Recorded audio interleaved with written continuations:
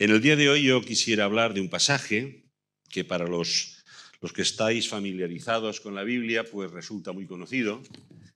Para otros quizá no tanto, pero a pesar de estar familiarizados con este pasaje, el asunto es que Lucas, cuando escribe en concreto el capítulo 3 del libro de los Hechos, su primera parte, se debió de documentar muy bien y seguro que estuvo hablando con gente que había estado presente en aquellos momentos, porque ahora tendremos la lectura y veréis que cuenta una cantidad de detalles que, bueno, es como si nos estuviera dibujando toda una escena en la que Lucas quiere que nos metamos, quiere que entremos allí dentro, que formemos parte de esos personajes, de ese drama, de ese escenario donde se va a desarrollar la acción.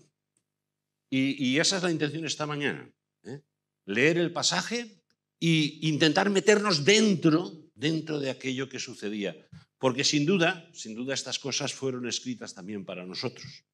No solamente para que tuviéramos como veréis, es una historia bonita, y decimos, ¡ay, qué bien!, ¿no? No, es una historia bonita para que reflexionemos, porque está llena de claves que nos impulsan a pensar, ¿y por qué? ¿Por qué está diciendo esto? ¿No? Así que vamos a tener una lectura que es un poquito larga, son 16 versículos, es el capítulo 3 del libro de los Hechos, y vamos a leer desde el verso 1 al verso 16. Pedro y Juan, y vais a ver que con la lectura voy haciendo pequeñas matizaciones. Pedro y Juan no eran cualquier discípulo. De hecho, los primeros discípulos de la iglesia de Jerusalén y los apóstoles eran judíos, y a pesar de que habían creído en Jesús, y aunque le habían visto resucitar, y aunque en el día de Pentecostés había descendido el Espíritu Santo sobre ellos, además de reunirse ellos para la oración, para tener las cosas en común, etc., acudían al templo para cumplir las obligaciones, si queréis, entre comillas, a las que comprometía la piedad de un buen judío. Estas eran la limosna, el ayuno y la oración. Y resulta que Pedro y Juan forman parte de esta comunidad que aún dentro del judaísmo ha tenido una experiencia renovadora, y ellos dos son los que, junto con Jacobo, son considerados columnas de la iglesia. Eso nos dice el apóstol Pablo en Gálatas. Pero es que además Pedro y Juan, junto con Jacobo, son el núcleo duro de aquella iglesia. Son los que están con Jesús en la transfiguración. Son los que están con Jesús en Getsemaní. Es decir, Juan y Pedro y Juan, en esos momentos, a los ojos de la gente y a los ojos de aquella personaje que vamos a hablar, y sobre todo en la intención de Lucas, simbolizan, representan y personifican a la comunidad, como veremos, la comunidad del nombre. Esa iglesia que aún no se ha manifestado como algo distinto de la religión judía en la que está inmersa.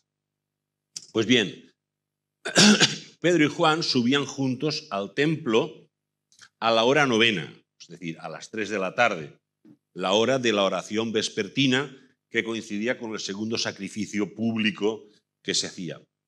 La hora novena, la de la oración. Y era traído un hombre cojo de nacimiento, y aquí también tengo que parar un momento.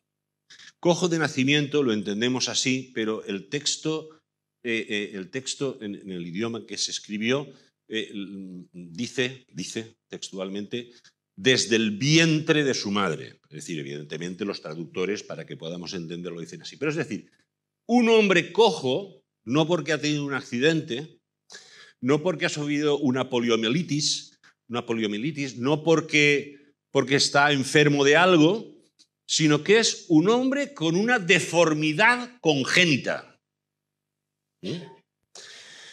Traían a un hombre cojo de nacimiento a quien ponían cada día, fijaos esto, no es una cosa esporádica, cada día a la puerta del templo que se llama La Hermosa.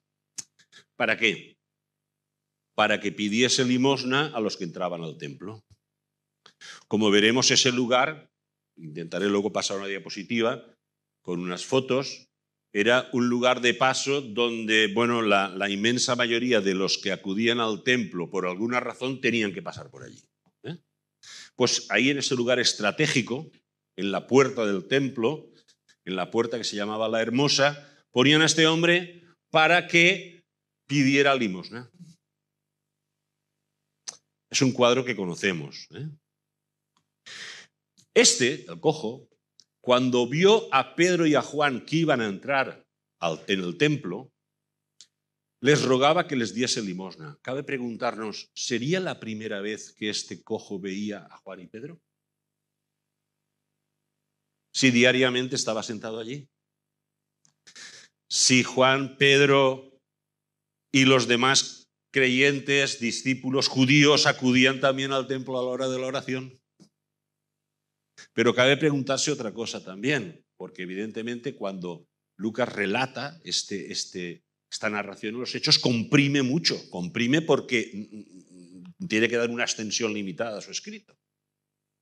¿Sabéis dónde Jesús hacía la mayoría de milagros, sanaciones y predicaciones? Pues puesto en Cafarnaúm, ¿no? Pero cuando estaba en Jerusalén, ¿dónde era? Precisamente en el atrio de los gentiles, en el pórtico de Salomón, que cae justo enfrente de la puerta de la Hermosa. Y cabe preguntarse, ¿habría oído este cojo en algún momento las palabras de Jesús?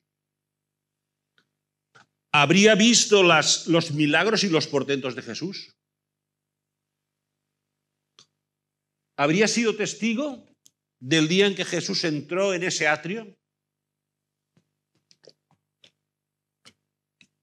Y haciendo como un látigo de cuerdas, expulsó de allí a los vendedores, a los comerciantes, a los mercaderes, a los mercachifles, a los aprovechados. ¿Estaría allí? Es decir, este relato no es un relato en frío. Hay algo más detrás de todo esto. Pues bien, cuando vio que Juan y Pedro, o Pedro y Juan iban a entrar en el templo, les rogaba que les diesen limosna. Eso es lo que quería. Dame algo. Pedro con Juan, fijando en él los ojos, le dijo, a ver,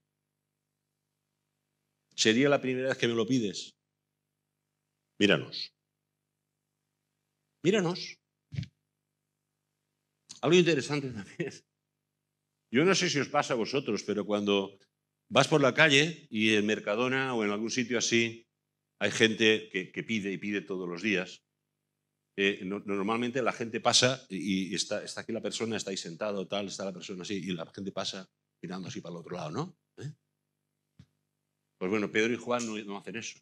Pedro y Juan fijan la vista en la situación, en la desgracia, en la miseria de este hombre que estaba cautivo de aquellas escaleras en las que tenía que ser dejado cada día. Pedro y Juan, fijando en él los ojos, le dijeron, míranos.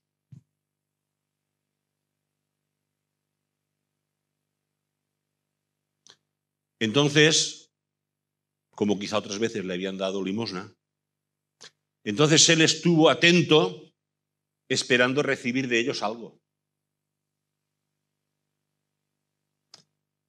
Mas Pedro dijo, y aquí viene el título del sermón. Mas Pedro dijo, no tengo plata ni oro, pero lo que tengo te doy. En el nombre de Jesucristo de Nazaret, levántate y anda. Y a renglón seguido, fijaos lo que dice, y tomándole por la mano derecha, ¿con qué mano se pide? A ver, pídeme un duro. Bueno, a menos de que seas zurdo. ¿Y con qué mano se coge la mano derecha? Con tu derecha. Y en lugar de darle limosna, le dan la mano y le dicen, levántate y anda.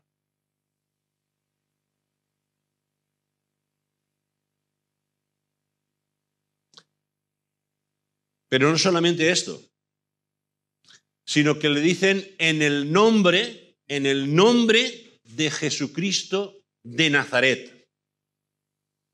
Levántate y anda.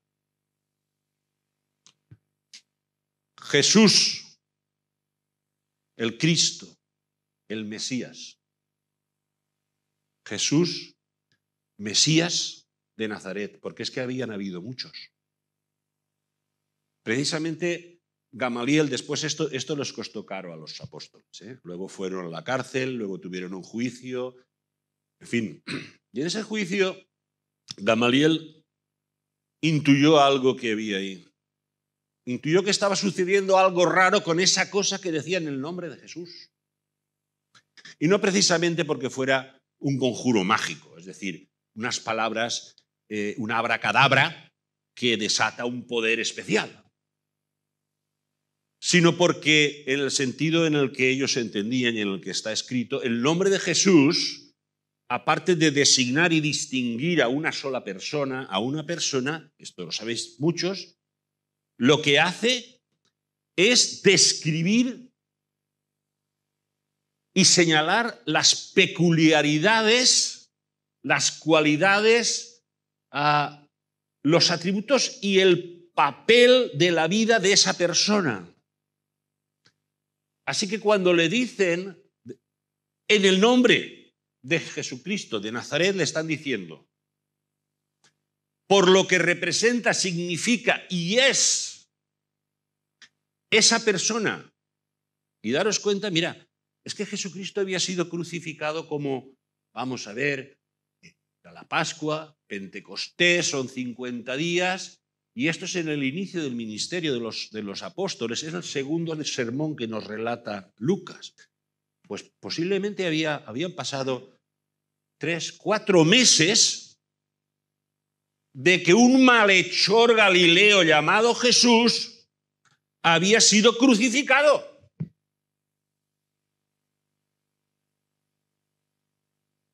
Una persona a la que, como luego Pedro les dice, una persona a las que la religión, el templo y todos los que estaban allí habían rechazado y repudiado y matado al autor de la vida para salvar la vida a un asesino que quita la vida, a Barrabás.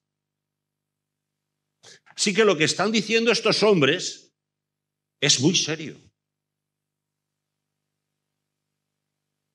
En el nombre de ese a quien todos estos han repudiado, levántate y anda. Gamaliel se dio cuenta de la peligrosidad que entrañaba esto para el estatus, para la posición y para el rol que jugaba la religión nacional en la misma existencia del templo. Y se dio cuenta y quizá llegó a creer en los años venideros, porque dijo, bueno, es que resulta que hubo un Mesías que salió en Galilea, un personaje, arrastró a 400 detrás de sí, pero matamos a ese personaje y los seguidores se esparcieron. Y luego vino Teudas y pasó lo mismo. Cogimos a Teudas, matamos a Teudas y los demás se esparcieron. Pero aquí pasa algo diferente, no se van. Los seguidores de Jesús no se marchan. ¿Qué les pasa? Les pasa que por el poder del Espíritu Santo por la nueva vida que el Espíritu Santo ha creado en su interior, obran en el nombre de este Jesús. Y cuando uno obra en el nombre de este Jesús, no solamente está hablando de lo que significa, sino que está prolongando, haciendo presente y actual la realidad de esa persona. Por ejemplo, las tropas romanas que invadieron Judea lo hacían en nombre del César. César no estaba allí, pero se hacía presente su poder, su influencia, su autoridad, por medio de aquellos que iban en su nombre. Bien, no me quiero extender mucho, ¿eh? No me quiero extender mucho.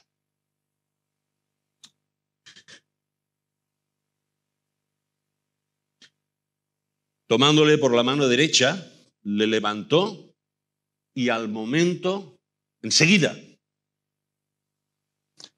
se le afirmaron los pies y los tobillos. Démonos cuenta de la magnitud de este suceso. Este hombre, ya hemos dicho que no estaba enfermo. Este hombre no era poliomelítico. Este hombre no sufría una artrosis brutal. Este hombre estaba contrahecho. Estaba malformado. ¿Habéis visto alguna persona así? Que ha venido al mundo con unas piernas que le cuelgan. Pues nos dice más adelante Lucas que este hombre tenía 40 años. 40 años sin gastar ni un solo músculo de sus piernas. Eso es una sanidad. Es una sanidad y como veremos, pues se distingue mucho de las sanidades que se van ofreciendo, ¿verdad? Por ahí, por curanderos, aquí hay de todo. No solo religiosos, ¿eh? Hay mucha gente, yo veo carteles a veces en las puertas, no sé qué, curandero, medium, tal, te voy a solucionar la vida, sobre todo en la televisión, ¿eh? Y además que la verdad es que es patético verlo, ¿no? Pero también es patético ver a muchos predicadores, telepredicadores, exorcistas y de todo esto, ¿vale? Esto no tiene nada que ver con eso. No tiene que ver con eso. En primer lugar porque los que lo hacen no buscaban ni obtuvieron ninguna recompensa o tuvieron problemas, persecución y cárcel. Eso para empezar. Y segundo, porque tampoco se quisieron dar publicidad ni protagonismo. Si leyéramos más adelante, veríamos que cuando se enfrentan a la gente que se reúne en el atrio, dicen: ¿por qué nos miráis así como si por nuestro propio poder o piedad hubiéramos realizado esto? Esto procede de Dios y esto viene del acontecimiento y del poder que la resurrección de Cristo ha desatado y que por su Espíritu Santo obra en aquellos que tienen fe. Bien, tomándole por la mano derecha, lo levantó y saltando se puso en pie y anduvo y entró con ellos en el templo, andando y saltando y alabando a Dios. Claro, ella había oído del poder de Jesús. Ella había visto cómo se comportaba Jesús. Él, cuando recibió la mano, esa mano que le acompañaba a tomar una decisión por Cristo, esa mano vacía, sin limosna, sin una moneda, que da lo que tiene, que es el mensaje salvador, él comprendió que aquello era para él, que aquello también implicaba y concernía su propia vida. Y dio el salto de fe, de hacer suyo ese poder que viene de la cruz para levantarse y andar. Y no solo andar, saltar y alabar al Señor. Porque el propósito del milagro no es la espectacularidad, no es el protagonismo, no es la publicidad. El propósito del milagro es ser señal de la buena voluntad de Dios para con los hombres. Y no solamente es que entró andando, saltando y alabando a Dios, pero es que nos dice, y todo el pueblo le vio andar y alabar a Dios. Es que esto estaba pasando en un lugar muy concurrido y me gustaría, así yo descanso también un poquito, ¿verdad?, la garganta, que hasta grito demasiado, ¿verdad? Vamos a ver si acierto yo con esto.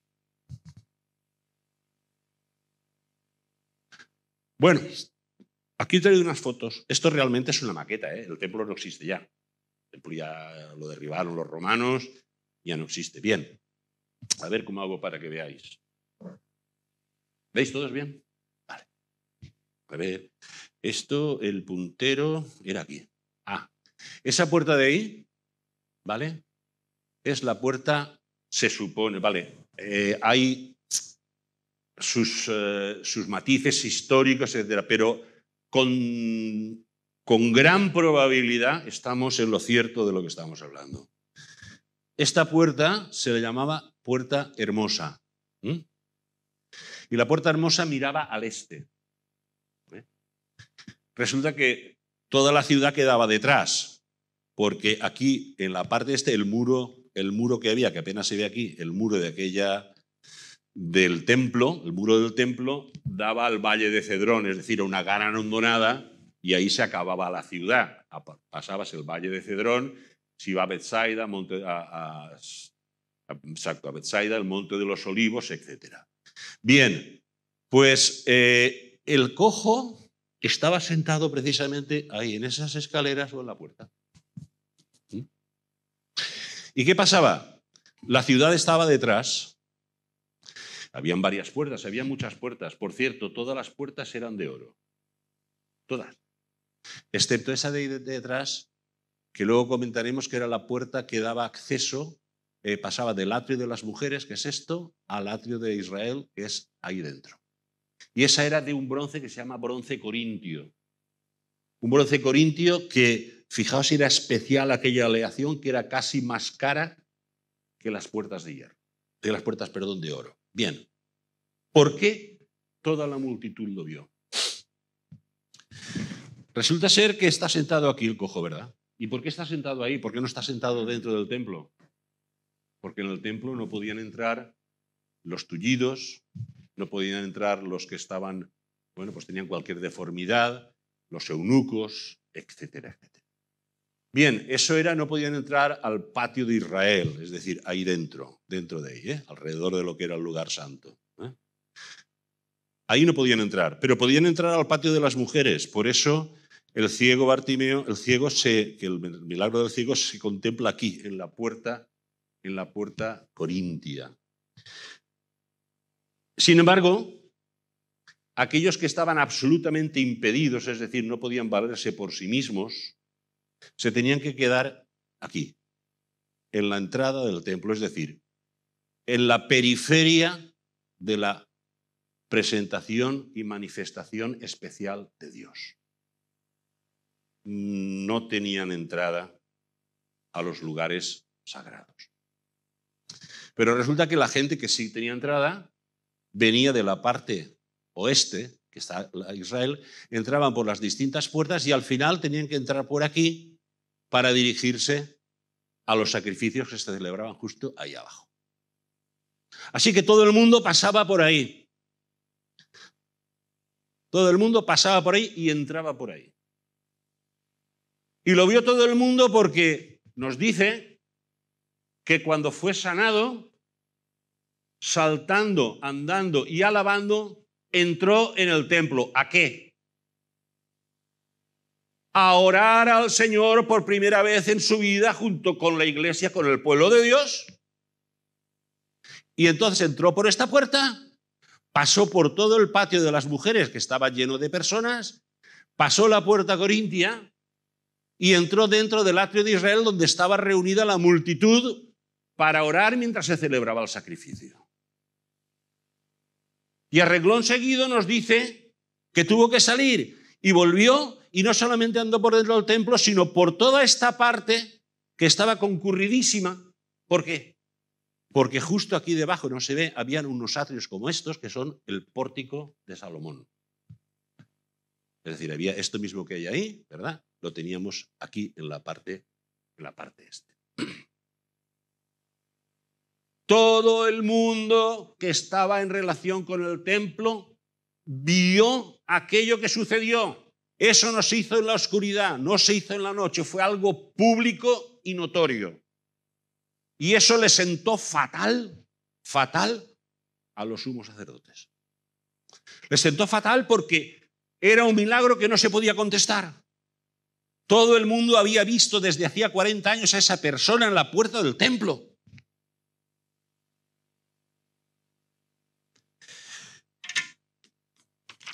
Y dice que todo el mundo le vio andar y alabar a Dios y le reconocían que era el que se sentaba a pedir limosna a la puerta del templo, la puerta de la Hermosa. Y se llenaron de asombro y espanto, ¿cómo no?, por lo que había sucedido.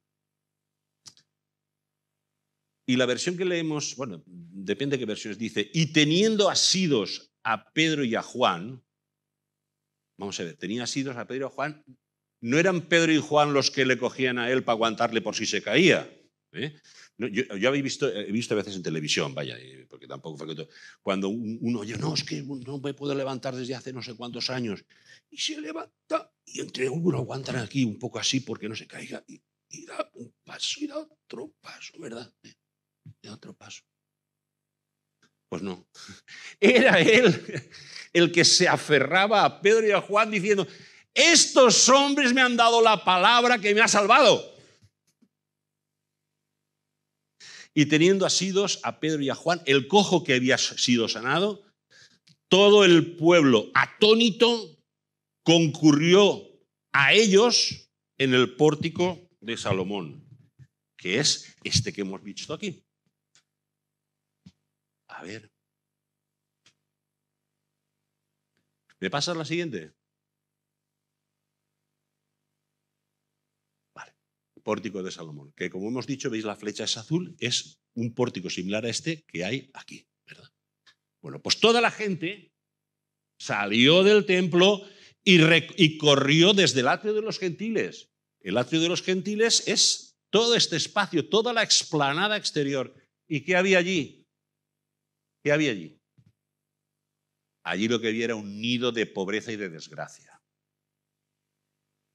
Un nido de pobreza, de desgracia y de corrupción. De corrupción que denunció Jesús. Los tenderetes de los mercaderes, de los cambistas, etcétera, cada cual haciendo su negocio, haciendo sus cambalaches, en connivencia con los sacerdotes, bueno, pues alterando el cambio de las monedas, etcétera. Pero ¿qué más había? Jerusalén era tradicionalmente una ciudad de pobres. Con excepción del templo no tenía ningún recurso económico señalable.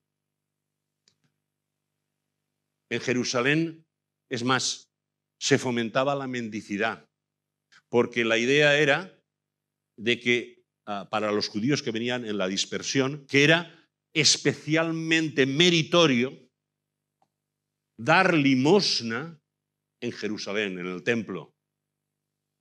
Así que todos los peregrinos que acudían de todo el mundo para adorar en el templo llevaban el bolsillo provisto con una buena cantidad de metralla de monedas y la iban repartiendo, iban dando limosna a todos los pobres desgraciados que se encontraban ahí esperando a que llegaran. Eso es lo que había allí. Todo ese tipo, toda esa amalgama, triste amalgama de gente, es la que acudió junto con los que salían de la oración a ver qué es lo que había pasado con este. Y aquí tampoco quiero alargarme mucho, a ver, una nota, voy a intentar hacerla muy breve. Esta amalgama de mercachifles, de mercaderes, de pobres, de desgraciados, de tullidos, de gente buscavidas, etcétera, contrastaba de una manera casi obscena con lo suntuoso del templo de Jerusalén. En el templo de Jerusalén era prácticamente todo de oro. El altar era de oro, los candelabros eran de oro, las puertas eran de oro, las paredes del lugar santo eran de oro, estaban forradas de oro. Dice que con oro del grosor de un denario, calcular un panel de oro, el grosor de un denario, sin estirarme mucho. El candelabro del lugar santísimo, por supuesto, era de oro. Y mira, por no explicar más, ¿habéis visto esto que ponemos ahora? Antes no se ponía unos pinchos que hay para que las palomas no se apoyen, ¿verdad?, en los sitios. Allí en el templo lo ponían. ¿Y sabéis de qué estaban hechos estos pinchos? De oro. Tenemos oro y plata, miseria, desgracia y corrupción. Hay una anécdota que se dice sobre Tomás de Aquino. Dicen que hay algún autor que dice que Tomás de Aquino fue en una ocasión a visitar al Papa en Roma.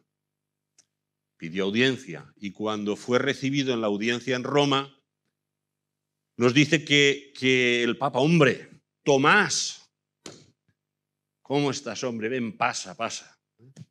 Le dijo, Tomás, ¿ves? El Papa estaba contando allí, esto es una historia que se cuenta, yo le puedo dar la fuente al que la quiera. Estaba contando una gran suma de dinero. Una gran suma de dinero y le dice, ¿ves, Tomás? La Iglesia ya no puede decir no tengo oro ni plata. Y Tomás de Aquino le contestó, cierto es, Santo Padre, pero tampoco puede decir levántate y anda. Y esa es la cuestión que hay que plantearse. ¿Qué tiene la Iglesia para dar al mundo corrupto de mercachifles, de pobres, de desgraciados, de miserables, de tullidos, que rodea nuestra existencia? ¿Tenemos oro y plata? No sé otras iglesias, aquí las cuentas son públicas, las sabéis. Mucha nombre, un poco de dinero tenemos y de hecho pues ayudamos a gente, ¿verdad? De hecho pues colaboramos socialmente con los necesitados. Pero no nos engañemos, nosotros no podemos solucionar la vida a nadie. Aquí no se puede venir a eso. Lo máximo que podemos hacer es, como seguramente habían hecho antes Juan y Pedro, ayudarle un poco a este hombre. Pero no le solucionaron la vida.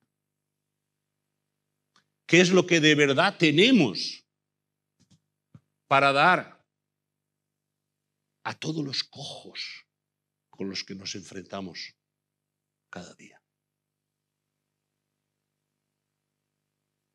Lo que tenemos es lo mismo que tenía Juan y Pedro. Tenemos un mensaje. Tenemos una palabra poderosa. Tenemos un testimonio que debe de ser fiel. Tenemos una mano vacía con la que podemos acompañar, invitar y ayudar a las personas a reconocer en su vida a Jesucristo como Señor y Salvador. Porque es lo único que vale la pena, porque es lo único que de verdad es significativo. Lo demás viene por añadidura. Lo demás viene por añadidura. ¿Qué pasa? ¿Que me quiero cargar yo la obra social de la Iglesia? No, de ninguna manera. ¿Qué hacían Juan y Pedro? Tenían todas las cosas en común y nadie decía ser suyo nada de lo que poseía. Claro que sí, claro que se atendía a las viudas, claro que tenemos que hacerlo. Pero lo que realmente tenemos para dar es a Cristo, que se dio por nosotros. Y la realidad es que muchas veces cuando venimos al templo, si si me permitís la figura, la metáfora, esto ya sé que el templo somos nosotros, templo del Espíritu. La iglesia también es templo del Espíritu Santo, de una manera colectiva. No las paredes, ya me entendéis. La iglesia como colectividad, como comunidad, la comunidad del nombre. La comunidad del nombre. Bueno, pues la iglesia, cuando nos acercamos a ella, cuando entramos por sus puertas, ¿qué buscamos? ¿Qué esperamos? Vamos con la mano derecha así, dame algo. Quizá lo necesitas. Y muy bien, hazlo. Si lo necesitas, habla con nosotros. Claro que sí. Otros quizá no tienen problema en la cartera, pero tienen problema en el corazón. Y vienen aquí con las almas gastadas. Y quizá venimos para dar un respiro a nuestras emociones. Quizá venimos aquí un poco, a veces inclusive puede ser que en algunos casos algunos vengamos aquí para de alguna manera congraciarme con Dios porque necesito que me solvente una papeleta. Entonces, si voy a la iglesia, pues estoy más. Cada uno sabe por qué viene. Lo importante es que no vengamos aquí a pedir limosna. Sea de cosa. Aquí, Dios te da lo único que es significativo para mí y para ti. Venimos a veces delante de Dios queriendo que Dios cambie nuestra suerte. Mira, ayúdame a pasar el día porque tengo ahora este problema. Y Dios no cambia nuestra suerte, Dios cambia nuestra vida. Por supuesto que Dios hace milagros, pero lo importante es el milagro, la espectacularidad. Por supuesto que no. Lo importante es que este hombre pudo no solo recuperar su vida normal, lo cual era una solución para su vida, sino entrar en el templo. Pudo entrar al lugar donde se esperaba la comunión y la manifestación especial de Dios desde la óptica judaica. Un lugar que le estaba vedado. Un lugar en el cual no podía entrar. Y lo que podemos dar es el mensaje y la palabra para que tú puedas tener esa comunión íntima con Dios, para que te sientas sanado, perdonado, para que seas sanado y salvado, porque la palabra es la misma. Sanado y salvado. Yo quiero invitaros hoy, a mí mismo también, a que renovemos nuestra decisión de fe con el Señor. A que dejemos de ser mendigos en este mundo y hagamos nuestra, la realidad de que la palabra, el nombre de Cristo, es lo único que cambia nuestras vidas. En el capítulo 4, hablando antes de Sanedrín, que estaba juzgando a estos apóstoles por hacer esto, ¿qué les dice? Dice, porque en ningún otro hay salvación, ni sanación, ni solución para la vida. Todo lo demás son parches. En ningún otro hay salvación, porque no hay otro nombre debajo del cielo dado a los hombres en el que podamos ser salvos. Salvos, sanos y con vida. No hay otro nombre.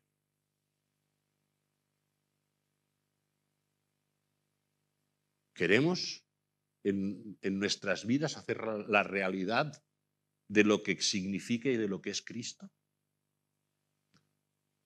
Hagámoslo. Hagámoslo. Quien no lo ha hecho, que lo haga por primera vez y le pida perdón al Señor. Le diga, Señor, ya me ves, soy un cojo, un postrado, un inútil, miseria humana. No valgo nada. Pero por tu palabra puedo ser transformado. Levántame de esta postración por tu poder. Y nosotros Los que lo hemos hecho ya, quizá necesitemos hacerlo de nuevo. No porque la salvación se pierda, pero si se pierde nuestra consagración, si se pierde nuestra confianza, si se pierde nuestra convicción de estar conducidos, de ser hijos, de no ser mendigos de Dios, somos hijos de Dios. Dios no nos trata como mendigos, Dios no nos va a dar una moneda. Dios nos va a hacer entrar en su casa, en su reino. Por eso podemos entrar ahora en el templo, en la casa de Dios, donde Él va a hacer el sacrificio, el becerro engordado y hacer fiesta. Porque ese sacrificio, ese cordero que murió, es el mismo que se ha dado por nosotros. Hermanos y hermanas, ¿qué tenemos para dar? Yo no tengo nada. Lo que tengo te doy, que no puede ser otra cosa que la palabra del Señor. Necesitamos recuperar no solo nuestro compromiso de ayuda, de tender la mano derecha al que lo necesita, sino nuestro compromiso con la proclamación de la palabra. Todos los milagros van acompañados de la palabra. Porque un milagro sin palabra es simplemente un portento. Es un parche. El milagro acompañado de palabra es una señal que acredita el poder de Dios y hace realidad en las vidas de los que nos rodean la voluntad buena, santa y perfecta de nuestro Señor. Que el Señor nos ayude a no mendigar, a gozar y vivir de la riqueza no del mendigo, sino del Hijo de Dios.